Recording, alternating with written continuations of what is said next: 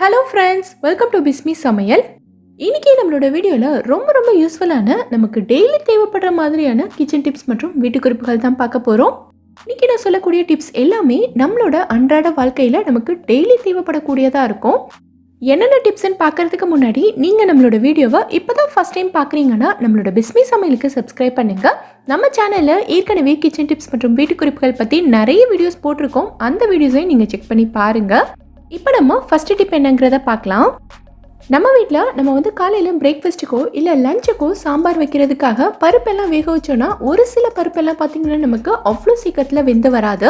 நம்ம இது நல்லா வேகணுங்கிறதுக்காக நிறைய விசில் விட்டாலுமே இது நமக்கு நல்லா மசிஞ்சு வராமல் ஒரு மாதிரி முழுசாகவே இருக்கும்.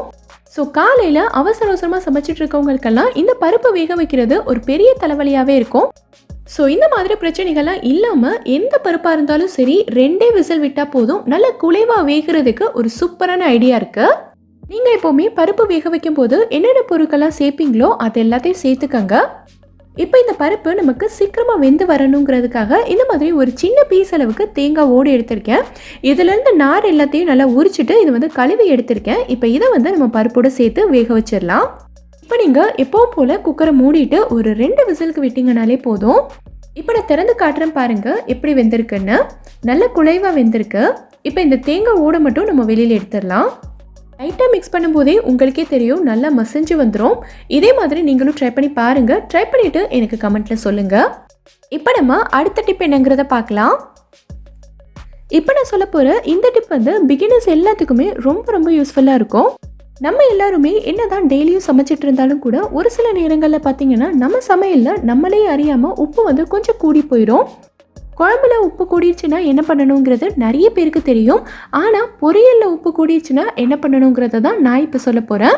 நிறைய பேர் என்ன பண்ணுவாங்கன்னா கடுகு காஞ்ச மிளகாயெல்லாம் போட்டு தாளிச்சிட்டு கூடவே நம்ம கட் பண்ணி வச்சுருக்க காயையும் கொட்டி கூடவே உப்பையும் சேர்த்து நல்லா கலந்து விட்டுருவாங்க. அந்த மாதிரி செய்யவே கூடாது. நம்ம காயெல்லாம் கட் பண்ணி வச்சுருக்கும் போது நிறைய இருக்கிற மாதிரி தான் இருக்கும். அது வதங்க நல்லா சுருங்கி அளவு பார்த்திங்கன்னா ரொம்ப கம்மியாயிரும். ஸோ அதுக்கேற்ற மாதிரி தான் நம்ம உப்பு சேர்க்கணுமே தவிர ஸ்டார்டிங்லேயே சேர்க்கக்கூடாது. ஸோ காயெல்லாம் ஓரளவுக்கு வதங்கினதுக்கப்புறமா நீங்கள் உப்பு சேருங்க. ஸோ அப்படியே உங்களுக்கு உப்பு கூடி போயிடுச்சுன்னா நீங்கள் டென்ஷன் ஆகவே வேண்டாம். ஒரு சூப்பரான ஐடியா இருக்குது. இங்கே பார்த்தீங்கன்னா நான் வறுத்த வேர்க்கடலையை தோல் எல்லாத்தையும் உரிச்சிட்டு எடுத்து வச்சுருக்கேன். இப்போ இதை நம்ம மிக்ஸி ஜாரில் சேர்த்து லைட்டாக அடித்து எடுத்துக்கலாம். ரொம்ப நைஸ் அரைச்சிட வேண்டாம். இந்த மாதிரி குறைன்னு அரைச்சி எடுத்துக்கோங்க. அப்போ தான் டேஸ்ட் சூப்பராக இருக்கும். இப்போ இதை ஒரு 2 டீஸ்பூன் அளவுக்கு சேர்த்துட்டு நல்லா கலந்து விட்டுட்டிங்கன்னா இதில் இருக்க உப்போட அளவும் நமக்கு குறைஞ்சிரும். நம்ம வேர்க்கடலை சேர்த்துருக்கிறதுனால இதோட டேஸ்ட்டும் பார்த்திங்கன்னா அவ்வளோ சூப்பராக இருக்கும். இப்போ நான் சொன்ன இந்த டிப் நிறைய பேருக்கு யூஸ்ஃபுல்லாக இருக்கும்னு நினைக்கிறேன். கண்டிப்பாக ட்ரை பண்ணி பார்த்துட்டு எனக்கு கமெண்ட்டில் சொல்லுங்கள். இப்போ நம்ம அடுத்த டிப் என்னங்கிறத பார்க்கலாம். இப்போ நான் சொல்ல போகிற இந்த டிப் நம்ம வீடியோவோட கமெண்ட்டில் நிறைய பேர் கேட்டுக்கிட்டே இருந்தாங்க. இப்போ இருக்க இந்த மழைக்காலம் குளிர்காலத்துலலாம் பார்த்தீங்கன்னா நம்ம உப்பை டப்பாவில் போட்டு ஸ்டோர் பண்ணி வச்சுருக்கும் போது ஒரு மாதிரி ரொம்ப ஈரப்பதமாக அடியிலலாம் பார்த்தீங்கன்னா ஒரு மாதிரி தண்ணி விட்ட மாதிரி ஆயிரும். அடுத்து இதை யூஸ் பண்ணுறதுக்கே ரொம்ப யோசனையாக இருக்கும். உப்பு எல்லாமே நமக்கு ஃபுல்லாக வேஸ்ட் ஆகிற மாதிரி இருக்கும். ஸோ இந்த மாதிரி பிரச்சனைகள்லாம் இல்லாமல் உப்பு நிறைய நாளைக்கு நல்லா ஃப்ரெஷ்ஷாக எப்படி ஸ்டோர் பண்ணி வைக்கிறதுன்னு பார்க்கலாம். உப்பை கொட்டி வைக்கிறதுக்கு நீங்கள் பிளாஸ்டிக் டப்பா யூஸ் பண்ணவே கூடாது. கண்டிப்பாக இந்த மாதிரி ஒரு கிளாஸ் பாட்டில் அப்படி இல்லைனா இந்த மாதிரி ஒரு செராமிக்கில் ஜாடி இருந்ததுன்னா யூஸ் பண்ணிக்கலாம். நான் இந்த செராமிக் ஜாரில் தான் கொட்டி வைக்க போகிறேன். ஸோ இதோட அடியில் இந்த மாதிரி ஒரு டிஷ்யூ பேப்பர் போட்டுக்கலாம். டிஷ்யூ பேப்பர் போட்டு வைக்கிறதுனால அடியில் ஏதாவது ஈரப்பதம் இருந்ததுன்னா இந்த பேப்பர் ஃபுல்லாக அப்சர்வ் பண்ணிடும். அது மட்டும் இல்லாமல் கூடவே அடியில் நம்ம அரிசியும் போட்டு வைக்க போகிறோம். நான் இன்றைக்கி சாப்பாடு அரிசி தான் எடுத்திருக்கேன். எந்த அரிசியாக இருந்தாலும் பரவாயில்ல, நீங்கள் சேர்த்துக்கலாம். அரிசி போட்டு வைக்கிறதுனால உப்பில் ஏதாவது நீர் கோத்திருந்தாலும் இந்த அரிசி ஃபுல்லாக அப்சர்வ் பண்ணிக்கும். ஸோ உப்பு நமக்கு எப்போவுமே நல்லா காஞ்சு ஃப்ரெஷ்ஷாகவே இருக்கும். இதே மாதிரி நீங்களும் கண்டிப்பாக ட்ரை பண்ணி பாருங்கள். இனி உங்கள் உப்பில் தண்ணி விடவே விடாது. நீங்கள் கடைசி வரைக்கும் சூப்பராக ஃப்ரெஷ்ஷாகவே வச்சு யூஸ் பண்ணிக்கலாம். ட்ரை பண்ணி பார்த்துட்டு எனக்கு கமெண்ட்டில் சொல்லுங்கள். இப்போ நம்ம அடுத்த டிப் என்னங்கிறத பார்க்கலாம். நம்ம எல்லாருக்குமே நல்லா தெரியும் இந்த மாதிரி உடைச்ச தேங்காயை நம்ம ஃப்ரிட்ஜில் நிறைய நாளைக்கு நல்லா ஃப்ரெஷ்ஷாக எப்படி ஸ்டோர் பண்ணி வைக்கிறதுன்னு நம்ம வீடியோலேயே நான் நிறைய டிப்ஸ் சொல்லியிருக்கேன். ஆனால் இப்போ நான் சொல்ல போகிறது என்னென்னா ஃப்ரிட்ஜே தேவையில்லை. இதை நம்ம ஃப்ரிட்ஜில் வைக்க வேண்டிய அவசியமே இல்லை. வெளியிலேயே வச்சுக்கலாம். வெளியிலேயே வச்சு குறைஞ்சது 1 வாரம் வரைக்கும் எந்த பிரச்சனையும் இல்லாமல் நல்லா ஃப்ரெஷ்ஷாக வச்சு யூஸ் பண்ணிக்கலாம். எப்படிங்கிறத பார்க்கலாம். இந்த மாதிரி ஒரு பாத்திரம் எடுத்துக்கோங்க. பாத்திரத்தோட சைஸ் தேங்காவோட சைஸை விட நல்ல பெருசாக இருக்கணும். இப்போ இந்த தேங்காயை நம்ம உள்ளே வச்சுட்டு இந்த தேங்காய் மூழ்கிற அளவுக்கு நம்ம வந்து தண்ணி சேர்த்துக்கலாம். கண்டிப்பாக தேங்காய் வந்து ஃபுல்லாக தண்ணியில் மூழ்கி இருக்கணும். அப்போ தான் தேங்காய் வந்து நமக்கு ரொம்ப நாளைக்கு ஃப்ரெஷ்ஷாக இருக்கும். இதை வந்து அப்படியே எடுத்து நீங்கள் கிச்சனில் ஏதாவது ஒரு நல்ல கூலிங்கான இடத்துல அப்படியே வச்சுருங்க. இதில் தூசியெல்லாம் விழாமல் இருக்கிறதுக்காக ஒரு மெல்லிசான துணி போட்டு இதை ஃபுல்லாக மூடி வச்சுருங்க. இதில் நம்ம கவனிக்க வேண்டிய இன்னொரு முக்கியமான விஷயம் என்னென்னா, இந்த தண்ணியை கண்டிப்பாக 12 மணி நேரத்துக்கு ஒரு தடவை மாற்றிக்கிட்டே இருக்கணும். தண்ணியை வந்து அப்படியே விட்டுறாதீங்க, அப்புறம் தேங்காய் ஃபுல்லாகவே அழுகிரும். தண்ணியை மாற்றிக்கிட்டே இருந்தால் தான் தேங்காய் வந்து நமக்கு ஃப்ரெஷ்ஷாகவே இருக்கும். இது உங்களில் நிறைய பேருக்கு ரொம்பவே யூஸ்ஃபுல்லாக இருக்கும்னு நினைக்கிறேன். இப்போ நம்ம அடுத்த டிப் என்னங்கிறத பார்க்கலாம். நம்ம எல்லாருமே ஃப்ரிட்ஜை வந்து என்னதான் அடிக்கடி நல்லா க்ளீன் பண்ணி நீட்டாக வச்சுருந்தாலும் ஒரு சில நேரங்களில் பார்த்திங்கன்னா நம்ம ஃப்ரிட்ஜில் நிறைய பொருட்கள் போட்டு ஸ்டோர் பண்ணி வைக்கும்போது அதுலேருந்து ஒரு மாதிரியான ஸ்மெல் வர ஆரம்பிச்சிடும். நம்ம ஒவ்வொரு தடவை ஃப்ரிட்ஜை திறந்து மூடும் போதுமே இந்த ஸ்மெல் வந்து இருக்கும். நம்ம ஃப்ரிட்ஜிலேருந்து ஏதாவது ஒரு பொருள் எடுத்தால் கூட அந்த பொருள்லையும் இந்த ஸ்மெல் இருக்கும். ஸோ அடுத்தடுத்து நம்ம யூஸ் பண்ணக்கூடிய பொருட்களை இந்த ஃப்ரிட்ஜில் ஸ்டோர் பண்ணுறதுக்கு மனசே வராது. ஸோ இந்த ஸ்மெல் எல்லாத்தையும் நம்ம டக்குன்னு இன்ஸ்டண்ட்டாக எப்படி ரிமூவ் பண்ணுறதுன்னு பார்க்கலாம். ஃப்ரிட்ஜில் இருக்க ஸ்மெல்லை ரிமூவ் பண்ணுறதுக்கு நமக்கு நிறைய மெத்தட் இருக்குது. எத்தனை மெத்தட் இருந்தாலும் இப்போ நான் சொல்லக்கூடியது வந்து ரொம்ப ரொம்ப சிம்பிளாகவும் ரொம்பவே எஃபெக்டிவாகவும் இருக்கும். நம்ம வீட்டில் இருக்க ஏதாவது ஒரு பேப்பர் எடுத்துக்கலாம். எழுதின பேப்பர் இல்லை எழுதாத பேப்பர் எதுவாக இருந்தாலும் ஓகே தான். நல்லா கசக்கிட்டு கொஞ்சமாக தண்ணி தெளித்து நல்லா நனைச்சிக்கோங்க. இந்த பேப்பரை வந்து நீங்கள் அப்படியே எடுத்து ஃப்ரிட்ஜில் வச்சாலும் ஓகே தான். நான் வந்து இந்த மாதிரி ஒரு சின்ன கிண்ணத்தில் வச்சுக்கிறேன். இதை வந்து நம்ம அப்படியே எடுத்துகிட்டு போய் ஃப்ரிட்ஜில் வச்சிடலாம். இது வந்து ஒரு 7லேருந்து 8 மணி நேரத்துக்கு ஃப்ரிட்ஜிலேயே இருக்கட்டும். அதுக்கப்புறமா நம்ம வந்து வெளியில் எடுத்துக்கலாம். இப்படி நம்ம செய்யும்போது ஃப்ரிட்ஜிலேருந்து வர பேட் ஸ்மெல் எதுவுமே நமக்கு சுத்தமாக வரவே வராது. கண்டிப்பாக ட்ரை பண்ணி பாருங்கள். இப்போ நான் சொல்ல போகிற இந்த டிப் வந்து உங்களில் நிறைய பேருக்கு ரொம்பவே யூஸ்ஃபுல்லாக இருக்கும்னு நினைக்கிறேன். நம்ம எல்லார் வீட்லேயுமே பொதுவாகவே இந்த மாதிரி ஒரு இட்லி பாத்திரம் இருக்கும். இட்லி மட்டும் இல்லை, இடியாப்பம் கூட இதில் நம்ம வேக வச்சுக்கலாம். இட்லி சுட்டு முடிச்சதுக்கப்புறமா இந்த பாத்திரத்தோட அடியில் பார்த்தீங்கன்னா ஒரு மாதிரி உப்பு கரை பிடிச்ச மாதிரி இருக்கும். இதை வந்து நம்ம டிஷ்வாஷர் போட்டு எவ்வளோதான் தேய்ச்சி கழுவுனாலும் போகவே போகாது. நிறைய பேர் நம்ம வீடியோவோட கமெண்ட்டில் கேட்குறது என்னென்னா, இந்த பாத்திரம் வந்து புதுசான்னு கேட்குறீங்க. கண்டிப்பாக கிடையாது. இதை வந்து நான் 7 வருஷமாக யூஸ் பண்ணிகிட்ருக்கேன். இட்லி இடியாப்பம் மட்டும் இல்லாமல் சோளம், சக்கரவள்ளி கிழங்கு இதெல்லாம் கூட நான் இந்த பாத்திரத்தில் தான் வேக வைப்பேன். இந்த பாத்திரத்தோட அடியில் உப்பு கரை படியாமல் இருக்கிறதுக்கு நம்ம என்ன பண்ணணும்னா, நீங்கள் தண்ணி சேர்க்கும் போது கூடவே ஒரு சின்ன பீஸ் அளவுக்கு லெமனையும் கட் பண்ணி சேர்த்துருங்க. லெமன் சேர்க்கும் போது நமக்கு கரை படியாது. அது மட்டும் இல்லாமல் நிறைய பேர் என்ன பண்ணுவாங்கன்னா, இட்லி வேக வச்சு எடுத்ததுக்கப்புறமா இட்லி தட்டை மட்டும்தான் கழுவுவாங்க. இந்த பாத்திரத்தில் இருக்க தண்ணியை அப்படியே கீழே கொட்டிட்டு காய வச்சு எடுத்து வச்சுருவாங்க. அந்த மாதிரி செய்யவே கூடாது. அப்படி நீங்கள் செய்யும்போது இதில் கரை வந்து ரொம்ப அதிகமாக படிய ஆரம்பிச்சிடும். நீங்கள் எவ்வளோ தேய்ச்சாலும் போகவே போகாது. ஸோ ஒவ்வொரு தடவையுமே இந்த பாத்திரத்தையும் நீங்கள் நல்லா கழுவிட்டு காய வச்சு தான் எடுத்து வைக்கணும். இந்த மாதிரி நீங்கள் மெயின்டைன் பண்ணிங்கன்னா எவ்வளோ வருஷம் ஆனாலும் சரி இந்த பாத்திரம் உங்களுக்கு நல்ல புதுசு மாதிரியே தான் இருக்கும். கண்டிப்பாக ட்ரை பண்ணி பாருங்கள். நம்ம வீட்டில் அப்பளம்லாம் வாங்கணுன்னா நம்ம பேக்கெட்டை பிரித்து தேவையானதை யூஸ் பண்ணிவிட்டு மீதி இருக்கிறத அப்படியே ஒரு கவரில் போட்டு சுற்றி வச்சுருவோம். டிப் வந்து அப்பளத்துக்கு மட்டும் இல்லை, நிறைய பேர் வந்து வெளியூரில் வெளிநாட்டில் இருக்கவங்கெல்லாம் சொந்த ஊருக்கு போகும்போது நிறைய அப்பளம் வடகம்லாம் வீட்டிலேயே போட்டு எடுத்துகிட்டு வருவாங்க. ஸோ இதை வந்து குறைஞ்சது 6 மாதத்துக்காவது ஸ்டோர் பண்ணி வச்சு யூஸ் பண்ணிக்கணும்னு நினைப்பாங்க. ஸோ அவங்களுக்கெல்லாம் இந்த டிப் வந்து ரொம்ப ரொம்ப யூஸ்ஃபுல்லாக இருக்கும். இந்த அப்பளத்தை நம்ம அப்படியே ஒரு கவரில் போட்டு சுற்றி வச்சுட்டோன்னா இது நமக்கு நிறைய நாளைக்கு வராது. அப்பளம் ரொம்ப ட்ரை ஆகிட்டு ஒரு மாதிரி உளுத்து போன மாதிரி இருக்கும். இதை நம்ம வறுத்தாலுமே அந்தளவுக்கு டேஸ்ட்டாக இருக்காது. ஸோ நம்ம என்ன பண்ணலான்னா, இந்த மாதிரி ஒரு டப்பா எடுத்துக்கோங்க. அப்பளத்தை கவரில் இருந்து வெளியில் எடுக்க வேண்டாம். கவருக்குள்ளேயே வச்சுட்டு இந்த டப்பாவில் வச்சு நல்லா க்ளோஸ் பண்ணிவிடுங்க. நீங்கள் வந்து அடிக்கடி அப்பளம் பொரிப்பீங்க, சீக்கிரமாக காலியாயிரும் அப்படின்னா இதை வந்து நீங்கள் வெளியிலேயே வச்சு யூஸ் பண்ணிக்கலாம். ஆனால் நிறைய நாளைக்கு ஸ்டோர் பண்ணி வச்சுக்கணும்னு நினைக்கிறவங்கலாம் இதை எடுத்து அப்படியே ஃப்ரிட்ஜில் வச்சுருங்க. நிறைய பேர் வந்து அரிசி வடகம், ஜவ்வரிசி வத்தெல்லாம் நல்லா வெயில் அடிக்கும் போதே போட்டு எடுத்து வச்சுருப்பாங்க. ஸோ அவங்கெல்லாம் இதே மெத்தடில் ஸ்டோர் பண்ணிக்கலாம். எவ்வளோ நாள் ஆனாலும் சரி எந்த பிரச்சனையும் இல்லாமல் நல்லா ஃப்ரெஷ்ஷாகவே இருக்கும். கண்டிப்பாக ட்ரை பண்ணி பாருங்கள். இந்த மாதிரி பூண்டு வாங்கி வச்சுருப்போம். கொஞ்சம் நிறைய பூண்டெல்லாம் நம்ம வாங்கிட்டோன்னா இது வந்து ரொம்ப நாளைக்கு ஸ்டோர் பண்ண முடியாது. டக்குன்னு கெட்டு போயிடும். டக்குன்னு கெட்டு போகுதுன்றதை விட பூண்டு வந்து ஒரு மாதிரி பழுத்து போயிடும். அப்படி இல்லைன்னா ஃபுல்லாக காற்று போயிட்டு வெறும் தோல் மட்டும்தான் இருக்கும். உள்ளக்க வந்து பூண்டு பல் இருக்காது. ஸோ அந்த மாதிரியெல்லாம் ஆகாமல் இந்த பூண்டை குறைஞ்சது ஒரு 4 மாதமாவது நம்ம வாங்கின மாதிரியே ஃப்ரெஷ்ஷாக எப்படி ஸ்டோர் பண்ணணுங்கிறத பார்க்கலாம். பூண்டோட தலைப்பகுதியை லைட்டாக இந்த மாதிரி நெருப்பில் காட்டிக்கோங்க. ஸ்டவ் வந்து நல்லா கம்மி பண்ணி வச்சுக்கோங்க. பூண்டோட தலைப்பகுதியில் மட்டும்தான் நெருப்பு படணும். பூண்டு பல்லில் பற்றக்கூடாது.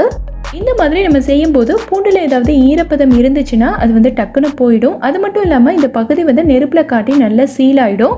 இதுக்கு மேலே இதுக்குள்ளே வந்து காற்று எதுவும் போகாது. ஸோ நம்ம பூண்டு வந்து ரொம்ப நாளைக்கு இருக்கும். பூண்டை ஸ்டோர் பண்ணி வைக்கிற டப்பாலையும் அடியில் இந்த மாதிரி உப்பு தூவி விட்டுக்கோங்க.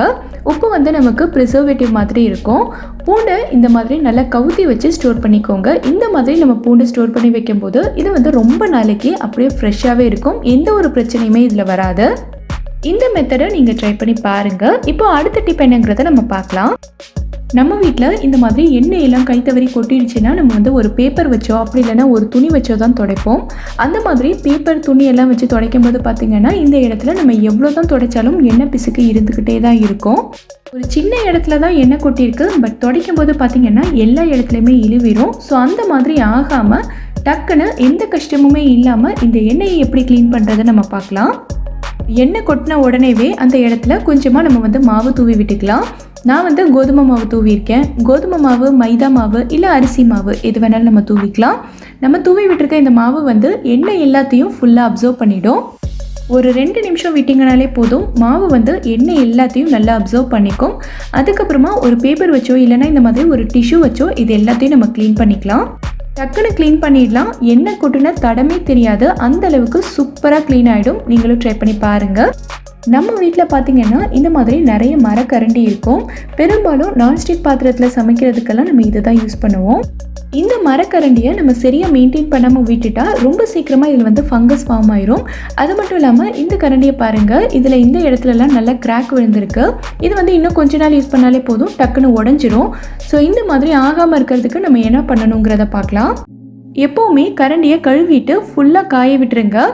ஈரத்தோடையே நீங்கள் வந்து ஸ்பூன் ஹோல்டர்லேயோ இல்லை ட்ராயர்லேயோ போட்டு வச்சிங்கன்னா இதில் வந்து சீக்கிரமாக ஃபங்கஸ் ஃபார்ம் ஆகிடும். அது மட்டும் இல்லாமல் எல்லா மரக்கரண்டிலையுமே ஒரு 10 நாளைக்கு ஒரு தடவை இந்த மாதிரி கொஞ்சமாக எண்ணெய் அப்ளை பண்ணிக்கலாம். நான் வந்து நம்மளுக்கு எப்போவுமே சமையலுக்கு யூஸ் பண்ணுற குக்கிங் ஆயில் தான் இதில் வந்து அப்ளை பண்ணியிருக்கேன். இந்த மாதிரி நம்ம எண்ணெய் தேய்ச்சி வைக்கும்போது கரண்டியோட ஷைனிங்கும் மாறாது. அது மட்டும் இல்லாமல் இதில் அவ்வளோ சீக்கிரமாக நமக்கு கிராக்கும் விழாது. ரொம்ப நாளைக்கு நம்ம வந்து வச்சு யூஸ் பண்ணிக்கலாம். நம்ம வீட்டில் இருக்கிற கத்திலலாம் ஷார்ப்னஸ் குறைஞ்சிருச்சுன்னா இதை ஷேர் பண்ணுறதுக்கு நிறைய மெத்தட் சொல்லுவாங்க. ஆனால் நான் இன்னைக்கு சொல்கிற மெத்தட் வந்து ஒரு சூப்பரான ரொம்ப எஃபெக்டிவான மெத்தட். இந்த மெத்தடில் நம்ம கத்தியை ஷேர் பண்ணோன்னா நம்ம தெருவுலலாம் கத்தி சாணம் பிடிக்கிறதுக்கு வருவாங்க தெரியுமா, அவங்க கிட்ட கொடுத்து ஷேர் பண்ண அளவுக்கு அவ்வளோ சூப்பராக ஷார்ப்பாக இருக்கும். எப்படிங்கிறத பார்க்கலாம். இந்த மாதிரி உப்பு தாள் எடுத்துக்கோங்க. இதை வந்து சாண்ட் பேப்பர்னு சொல்லுவாங்க. பொதுவாகவே எல்லா கடைகள்லையுமே கிடைக்கும். இதை ஃபுல்லாகவே நம்ம வந்து யூஸ் பண்ண போகிறதில்ல, ஒரு சின்ன பீஸ் கட் பண்ணி தான் நம்ம யூஸ் பண்ண போகிறோம். இந்த உப்புத்தாள் வச்சு கத்தியை நல்லா அழுத்தி வேகமாக தேய்ச்சி விடுங்க. இந்த மெத்தடில் நம்ம தேய்க்கும் போது வந்து கத்தி சூப்பராக ஷார்ப் ஆகிடும். எல்லா கத்தியுமே நம்ம இதே மாதிரி ஷேர் பண்ணிக்கலாம். ஒவ்வொரு கத்தி ஷேர் பண்ணும்போதும் நீங்கள் வேறு பீஸ் கட் பண்ணி தேய்ச்சி விட்டுக்கோங்க. கத்தி, அருவாமனை எதுவாக இருந்தாலுமே நீங்கள் இதே மெத்தடில் ஷேர் பண்ணிக்கலாம். சூப்பராக ஒர்க் அவுட் ஆகும். ட்ரை பண்ணி பாருங்கள். அடுத்து நம்ம இந்த மாதிரி முட்டை எல்லாத்தையும் ஃப்ரிட்ஜில் வைக்காமல் வெளியிலேயே வச்சு ரொம்ப நாளைக்கு எப்படி ஸ்டோர் பண்ணுறதுன்னு பார்க்கலாம். முட்டை கடையிலேருந்து வாங்கிட்டு வந்த உடனேவே எல்லாத்தையும் கழுவிட்டு நல்லா தொடச்சி வச்சுருங்க. முட்டை எல்லாமே தண்ணி இல்லாமல் நல்லா காஞ்சிருக்கணும். நல்லா காஞ்சதுக்கப்புறமா இது மேலே நம்ம கொஞ்சமாக எண்ணெய் அப்ளை பண்ணிக்கலாம். நம்ம எப்போவுமே சமையலுக்கு யூஸ் பண்ணுற குக்கிங் ஆயில் தான் நான் அப்ளை பண்ணியிருக்கேன். எண்ணெய் அப்ளை பண்ணதுக்கப்புறமா நான் வந்து முட்டை வைக்க போகிற டப்பாவில் இந்த மாதிரி கொஞ்சமாக அரிசி எடுத்திருக்கேன். இப்போ இந்த முட்டையை அதோட கூர்மையான பகுதி கீழே வர மாதிரி நம்ம வைக்கணும். முட்டையோட ஒரு பகுதி மட்டும் கொஞ்சம் கூர்மையாக இருக்கும். அந்த பகுதியை நம்ம அடியில் வச்சுட்டோன்னா முட்டை வந்து ரொம்ப நாளைக்கு கெட்டு போகாமல் அப்படியே இருக்கும். நான் வந்து வெளியிலேயே வைக்கிறதுனால இந்த மாதிரி எண்ணெய் அப்ளை பண்ணிட்டு வைக்கிறேன். நீங்கள் வந்து ஃப்ரிட்ஜில் வைக்க போகிறீங்க அப்படின்னா எண்ணெய் அப்ளை பண்ண வேண்டியதில்லை. முட்டையை நல்லா கழுவி தொடச்சிட்டு அதோட கூர்மையான பகுதி கீழே வர மாதிரி நீங்கள் ஃப்ரிட்ஜில் ப்ளேஸ் பண்ணிட்டீங்கன்னா முட்டை ரொம்ப நாளைக்கு கெட்டு போகாமல் இருக்கும்.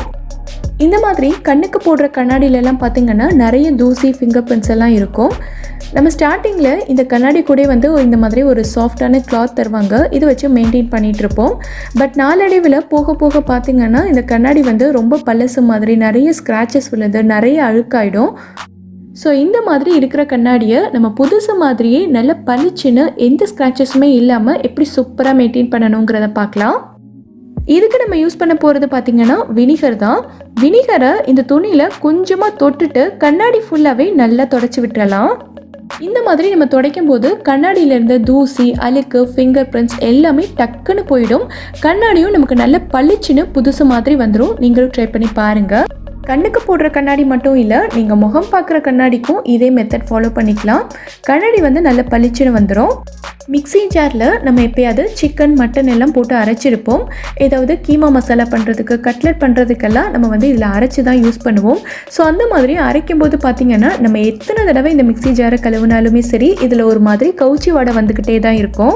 அடுத்தடுத்து நம்ம வேறு ஏதாவது பொருட்கள் போட்டு அரைச்சாலுமே ஒரு மாதிரி ஸ்மெல் வந்து இதில் வந்துக்கிட்டே தான் இருக்கும். ஸோ அந்த மாதிரி கவுச்சி வாடை வராமல் இருக்கிறதுக்கு நம்ம என்ன பண்ணணுங்கிறத பார்க்கலாம். இந்த ஜாரில் பாதி அளவுக்கு தண்ணி சேர்த்துக்கங்க. கூடவே கொஞ்சமாக சோடா உப்பு சேர்த்துட்டு இதை வந்து ஒரு 30 செகண்ட்ஸ்க்கு நல்லா அரைச்சி எடுத்துக்கங்க. இந்த மாதிரி செய்யும்போது பார்த்தீங்கன்னா நமக்கு அடியில் கீழே பிளேடில் ஏதாவது ஒட்டிகிட்டு இருந்தாலும் அதுவும் ஃபுல்லாக வந்துடும். நம்ம மிக்ஸி ஜாரும் ஃபுல்லாக க்ளீன் ஆகிடும். பொதுவாகவே சோடா உப்புக்கு வந்து ஏதாவது ஒரு ஸ்மெல் இருந்ததுன்னா அதை சுத்தமாக எடுத்துடுற தன்மை இருக்குது. ஸோ நம்ம மிக்ஸியும் நல்லா க்ளீன் ஆகிடும். இதிலேருந்து இனி எந்த ஒரு ஸ்மெல்லுமே வராது. நம்ம தாராளமாக மற்ற பொருட்கள் போட்டு அரைச்சிக்கலாம். நம்ம வீட்டில் கதவு வந்து இந்த மாதிரி ரொம்ப டைட்டாக இருந்ததுன்னா அது ஒவ்வொரு தடவையும் திறக்கும் போதும் மூடும் போதும் ஒரு மாதிரி கீச்சுன்னு சத்தம் வந்துக்கிட்டே இருக்கும். ஸோ கதவு வந்து சத்தம் வராமல் ஈஸியாக ஃப்ளெக்சிபிளாக நம்ம வந்து திறந்து மூடணும்னா இந்த இடத்துல நம்ம வந்து எண்ணெய் அப்ளை பண்ணுவோம். அந்த மாதிரி எண்ணெய் போடும்போது பார்த்திங்கன்னா எண்ணெய் வந்து நம்ம கதவுலலாம் வழியும். அதே மாதிரி எக்ஸஸாக இருக்கிற எண்ணெயெல்லாம் கீழே வடிகிறதுனால ஒரு மாதிரி எண்ணெய் பிசுக்காயிரும். ஸோ இந்த மாதிரி எந்த பிரச்சனையுமே இல்லாமல் இந்த கதவை நல்லா ஃப்ளெக்சிபிள் ஆக்கிறதுக்கு நம்ம என்ன பண்ணலாங்கிறத பார்க்கலாம். இந்த மாதிரி பழைய சோப் ஏதாவது உங்கள் வீட்டில் இருந்துச்சுன்னா எடுத்துக்கோங்க. பழைய சோப்பெல்லாம் நம்ம யூஸ் பண்ணிவிட்டு தூக்கி போடாமல் இந்த மாதிரி விஷயங்களுக்கு நம்ம யூஸ் பண்ணிக்கலாம். சோப்பு வச்சு இந்த கதவோட ஜாயிண்டில் எல்லா இடத்துலையுமே ஃபுல்லாக இந்த மாதிரி நல்லா தேய்ச்சி விட்டுருங்க. இந்த மாதிரி சோப் வச்சு தேய்ச்சி விடும்போது பார்த்திங்கன்னா இந்த இடம் நல்லா லூஸ் ஆகும். ஸோ நம்ம ஒவ்வொரு தடவையும் கதவு திறந்து மூடும்போது பார்த்திங்கன்னா நமக்கு சத்தமும் வராது, கதவும் நல்லா ஃப்ளெக்சிபிளாக இருக்கும். ட்ரை பண்ணி பாருங்கள். இந்த வீடியோவில் நான் சொல்லியிருக்க டிப்ஸ் எல்லாமே உங்களுக்கு ரொம்பவே யூஸ்ஃபுல்லாக இருக்கும்னு நினைக்கிறேன். எந்த டிப் உங்களுக்கு ரொம்ப யூஸ்ஃபுல்லாக இருந்ததுங்கிறத கீழே இருக்க கமெண்ட்டில் எனக்கு சொல்லுங்கள். இந்த வீடியோ பிடிச்சிருந்தா லைக் பண்ணுங்கள். உங்கள் ஃப்ரெண்ட்ஸ், உங்கள் ஃபேமிலி மெம்பர்ஸ் கூட இந்த வீடியோவை ஷேர் பண்ணுங்கள். மறக்காமல் நம்ம பிஸ்மி சமையலுக்கு சப்ஸ்கிரைப் பண்ணிவிட்டு பக்கத்தில் இருக்கக்கூடிய பெல் ஐக்கானை கிளிக் பண்ணி அதில் ஆல் ஆப்ஷனையும் செலக்ட் பண்ணுங்கள். தேங்க்யூ.